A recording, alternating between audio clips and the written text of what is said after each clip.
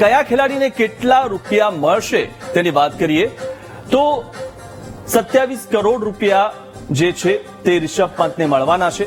Tax 2 crore 70 lakh એટલે કે 24 કરોડ 30 લાખ રકમ રિષભ પંતને મળશે. એટલે કે સરકારી તિજોરીમાં 2 કરોડ 70 લાખ જવાના છે.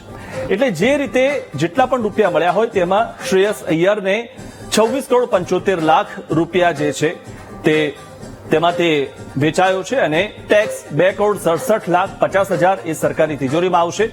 તો શ્રેયસને 24 કરોડ 67 લાખ 50 હજાર મળશે.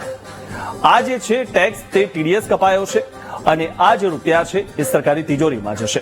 વેંકટેશ અય્યર જે 23 કરોડ 75 લાખમાં વેચાયો અને તે ટેક્સ ભરશે 2 કરોડ 37 લાખ 50 હજાર એટલે કે તેને મળશે 21 કરોડ 37 લાખ 50 હજાર. બીજા ખેલાડીની જો આપણે વાત કરીએ, આ બધા જે ઓક્શનમાં ખેલાડીઓ વેચાયા હતા, અર્શદીપસિંહ જે 18 કરોડમાં વેચાયો અને તેનો ટેક્સ 1 કરોડ 80 લાખ સરકારને મળશે. તો તેને મળશે 16 કરોડ 20 લાખ રૂપિયા.